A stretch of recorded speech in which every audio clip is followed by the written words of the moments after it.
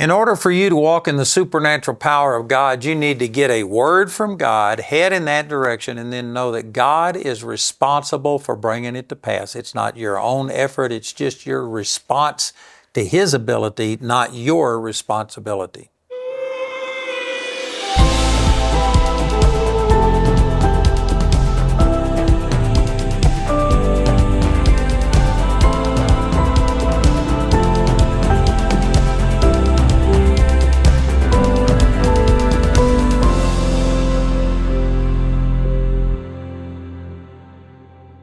Welcome to our Charis Daily Bible Study. I'm Andrew Womack, and I'm just one of the instructors at our Charis Bible College. And during this Charis Daily, what we do is have different instructors come and teach. And so every day, even on the weekends, we have a Charis Daily Bible Study. And one of the unique things about it is that all of us are teaching on the same subject. This month, we're talking about the supernatural and how you walk in the supernatural. And we're offering this little booklet that I wrote. This is entitled, How to Become a Water Walker. And basically everything that is involved in seeing the supernatural power of God operate in your life is right here in this story about Peter walking on the water. So I've written a little book about that. If you would like to get this is our free gift to you. You can go to charisdailytv.com, and if you give us your information, we'll send this to you free and postpaid. Now, we do encourage people to give. It costs money to put out these booklets. It costs money to produce these programs. And so we encourage you to give. If you want to become a partner with us, you can go to gtntv.com/give, and there's a place there that you can either give a one-time gift or become a partner with us. And I'd encourage you to do that. Also, if there's any way we can help you, we've got people standing by at our phones 24 hours a day, 7 days a week. And you can go there by calling 719-635-1111. And so for the entire month, we're all teaching on this one subject about how to walk in the supernatural power of God. And I started teaching the last time from Matthew chapter 14 about Peter walking on the water. And just to save some time, I'm going to go back and summarize this instead of reading all of the verses. But this is found in Matthew chapter 14, beginning with verse 22. The Lord had to compel His disciples to get into the boat. That means there was resistance on their part.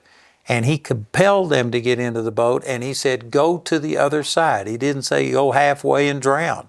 I've already talked about all of these things. So they got into the boat and headed to the other side, even against their own objections. They could tell that a storm was coming, and it wasn't to their, they didn't think it was wise to do it, but the Lord told them to do it. And so to their credit, they did get in the boat and head in that direction. And one of the major points that I made previously when I was teaching on this is that for you to see the supernatural power of God, you've got to not only start in the direction that God gave you, but you've got to continue even when there's a storm, even when there's opposition coming your way. I tell you, that is important, what I've just said.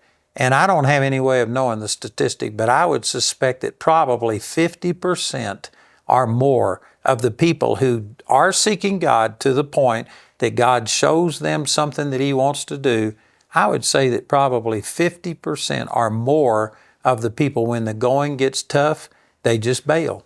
They just take an alternate route. There's people that won't stand. If these disciples had just turned the boat around, it says the wind was contrary to them, they could have put the sail up and they could have been back to the safety of the shore where they started from in just minutes. But to their credit, a 2-hour trip across the Sea of Galilee turned into a 9-hour trip, and they were only halfway.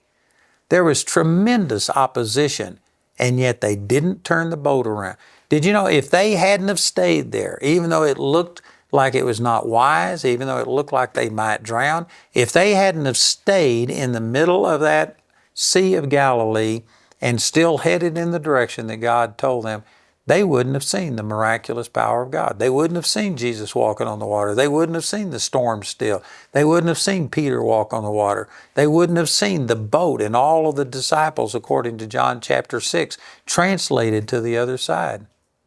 In order for you to receive a miracle from God, you've got to be in the middle of what God has told you to do, still headed in the same direction and not turning around and retreating and running for the safety of the shore. Boy, those are huge statements right there. And I think that this is where most people miss it. Most people don't ever get to a place to where they really need the supernatural power of God because they've taken an alternate course. They've taken plan B or plan C to avoid the potential problem that's coming their way. I tell you, Jamie and I, there's many times that we just started in the direction that God told us to do, and it looked like defeat was absolutely imminent, and yet there was no option. I've actually had people come to me before and told me that I just need to quit, and yet there was no option. I didn't have any plans for a retreat. Did you know Cortez, I think it was, when his soldiers landed in what is now Mexico, and they were talking about mutinying, and some of them wanted to go back to Spain.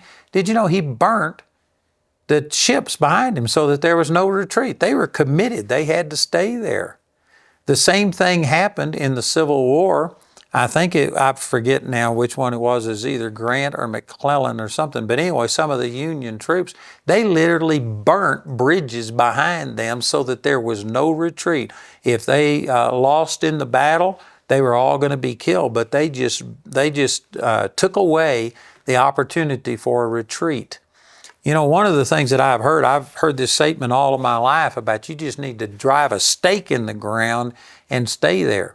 And I heard that what the etymology of that is that the American Indians, when they were in a fight and it looked like they were going to be overrun and there was a fear that the braves might retreat, what they would do is drive a stake in the ground and put a rope around that and tie it to one of the legs of the Indians so that they just had to stay there and fight. There was no retreat. They drove a stake in the ground, tied themselves to it so that there was no surrender. That's the attitude that you've got to have. I tell you, that's rare as hen's teeth. And for those of you that aren't farmers, hens don't have teeth. It's rare to find somebody that will just commit themselves to doing what God told them to do regardless of the hardships that come their way. You know, I've just been reading about John Wesley, George Whitefield, and Jonathan Edwards, these people that were so involved in the Great Awakening back in the 1700s in the United States. And these people were committed. And I even read about Jonathan Edwards that he rode, I forget the exact details, but I think it was like 200 and something thousand miles on horseback. He had so many horses that died. He put himself through terrible things. He had arthritis so bad that he could hardly get around, and he would have to get on crutches or in a wheelchair to get around, and yet he was just committed. He preached the day before he died.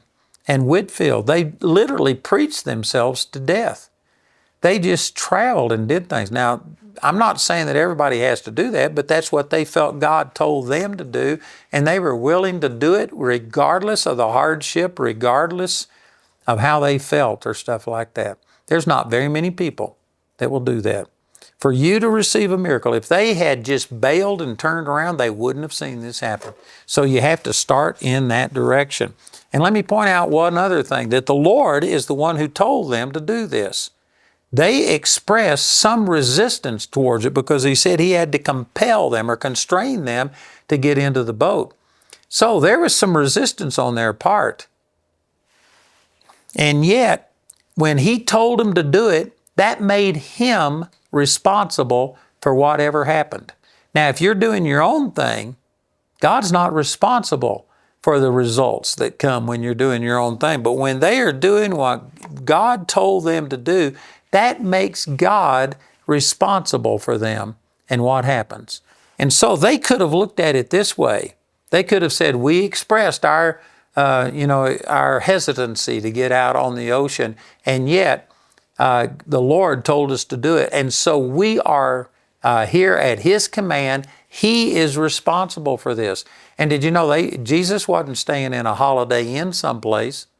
He was up in the mountain. He was in the exact same storm that they were in. And since He's the one that made them do this against their own wisdom, that means that He knew He was responsible. He was in the same storm. He was experiencing the same things that they were. He wasn't someplace else inside and not aware of what was going on. He was aware of every single thing.